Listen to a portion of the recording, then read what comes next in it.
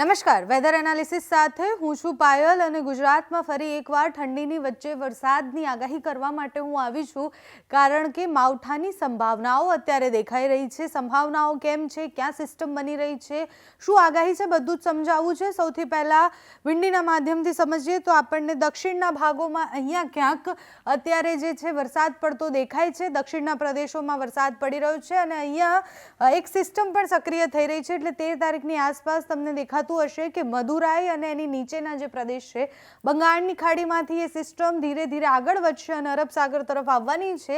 એ જેમ જેમ અરબ સાગર તરફ આવશે એમ ગુજરાત પર એની અસર જોવા મળશે। અત્યારે ચોમાસાની વાત કરતા પહેલા શિયાળાની વાત કરવી છે। ઠંડી કેટલી પડવાની છે તો ગુજરાતમાં હજી ઠંડીના 2 રાઉન્ડ આવવાના છે એટલે અત્યારે જે ઠંડી પડી રહી છે એનાથી થોડીક વધારે ઠંડી પડશે। એના પછી પાછી એક ઠંડીનો રાઉન્ડ આવશે અને એના પછી ગુજરાતમાં વરસાદની સંભાવના છે। ડિસેમ્બરમાં અને જાન્યુઆરીમાં માવઠું પડી શકે છે કારણ કે જે સિસ્ટમ છે જે રીતના આ વખતે ચોમાસું થોડું લાંબુ ચાલ્યું છે એ રીતના જ શિયાળો પણ થોડો લાંબો ચાલી શકે તેવી આગાહીઓ અત્યારે દેખાઈ રહી છે, એવી સંભાવનાઓ અત્યારે દેખાઈ રહી છે। મદુરાઈની આસપાસ જે સિસ્ટમ બને છે એ સિસ્ટમ ધીરે ધીરે આગળ વધશે, અરબ સાગરમાં ભળશે। અરબ સાગરમાં ભળ્યા પછી જે દરિયાના વિસ્તારો છે, દરિયાકાંઠાના વિસ્તારો છે એ બધી જગ્યાએ વરસાદ અને સામાન્યથી મધ્યમ વરસાદ લાવશે। માવઠાનો વરસાદ હશે, એનાથી વધારે વરસાદ નથી પડવાનો, સામાન્યથી મધ્યમ વરસાદ પડશે અને એના પછી જે કહેવાય કે ગુજરાતમાં ફરીથી ઠંડીનો જે ચમકારો છે એ વધી જશે એટલે માવઠું પડશે, એના પછી ઠંડી આવશે, પછી ફરીથી એકવાર વરસાદનો એક રાઉન્ડ આવી શકે છે જાન્યુઆરીની શરૂઆતમાં અને એના પછી ફરીથી ઠંડીમાં વધારો થશે। આ વખતે જે શિયાળો છે એ થોડો લાંબો ચાલશે અને શિયાળો લાંબો ચાલશે એટલે ફેબ્રુઆરીમાં જે ગરમીની આપણને અનુભૂતિ થાય છે હવે માર્ચ મહિના સુધી આપણને ગરમીની અનુભૂતિ નહીં થાય। ઉનાળો છે એ થોડો મોડો બેસવાનો છે। અત્યારે તમે જુઓ કે 15 તારીખની આસપાસ આ બધા જ વિસ્તારોમાં જે સિસ્ટમ છે સક્રિય છે ને એના કારણે જે અરબ સાગર છે ત્યાં ધીરે ધીરે જે હવાનું દબાણ છે વધતું જઈ રહ્યું છે અને ધીરે ધીરે ત્યાં વરસાદ પડી રહ્યો છે। એ જેમ જેમ આગળ જાય છે જો એ અરબ સાગરમાં જે સિસ્ટમ પહોંચે છે એ સિસ્ટમ આગળ વધી જાય છે, ઓમાન તરફ જતી રહી છે તો પછી ગુજરાતમાં કોઈ વરસાદની સંભાવના નથી, માવઠાની સંભાવના નથી।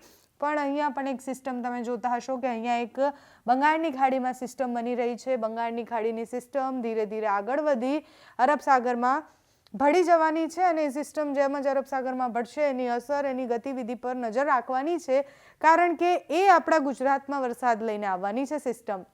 એટલે ગુજરાતમાં જે વરસાદ પડવાનો છે એ ડિસેમ્બરમાં પડવાનો છે એટલે આ મહિનામાં વરસાદની સંભાવના છે।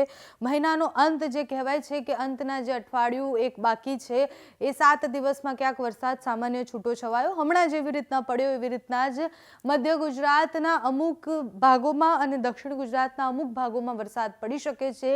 ખૂબ ભારે વરસાદની કોઈ સંભાવનાઓ નથી એટલે ટેન્શન નથી લેવાનું, એકદમ સામાન્ય મધ્યમ વરસાદ પડવાની સંભાવનાઓ છે એટલે ચેતીને રહેવાનું છે। જે શિયાળો પાક કરે છે ખેડૂતોએ થોડું ધ્યાન રાખવાનું છે કારણ કે જ્યારે રવિ પાક લીધો હોય એના પછી એની માવજત અને એનો સમય જેમ જેમ જાય એ પ્રમાણે બધું કરવાનું હોય છે પણ એની વચ્ચે જો વરસાદ પડે છે તો નુકસાન થઈ શકે છે પણ આ વરસાદ એટલો ભારે નહીં હોય કે બહુ મોટું નુકસાન કરીને જાય અને હજુ તો એ સિસ્ટમ જેમ જેમ આગળ વધશે એના ઉપર નજર રાખવાની છે કે એ સિસ્ટમ કઈ તરફ આગળ વધે છે।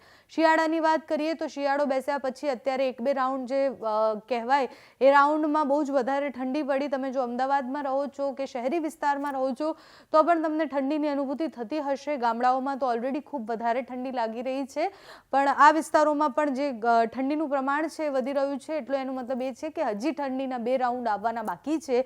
એ 2 રાઉન્ડમાં પણ વધારે ઠંડી પડશે, એના પછી માવઠું આવશે, માવઠા પછી ફરીથી ઠંડી વધશે કારણ કે એ માવઠું, ભેજવાળા પવનો અને અત્યારે પણ તમે સામાન્ય રીતે ઘરની બહાર બેસો કે ઘરની બહાર જાઓ છો તો તમને ઠંડી કરતાં વધારે પવનોનો અહેસાસ થશે અને એટલે જે ઠંડા પવનો છે એ પવનો અને આ જે માવઠું પડવાનું છે ભેજવાળા પવનો ભેગા થઈ અને ઠંડી વધારશે એટલે ગુજરાતમાં હજી ઠંડી તો વધવાની જ છે પણ સાથે માવઠાની પણ સંભાવનાઓ છે। તો તમારા વિસ્તારમાં કેવું વાતાવરણ છે, ત્યાં કેટલી ઠંડી છે, ત્યાં વરસાદની સંભાવનાઓ તમને લાગી રહી છે કે કેમ, અમને કમેન્ટ્સમાં જણાવજો। અત્યારે આ વિડીયોમાં બસ આટલું જ। જો તમે અમને યુટ્યુબ પર જોઈ રહ્યા હોય તો સબસ્ક્રાઈબ કરજો, ફેસબુક પર જોઈ રહ્યા હોય તો ફોલો કરજો, અમારા વિડીયોને લાઈક અને શેર કરજો।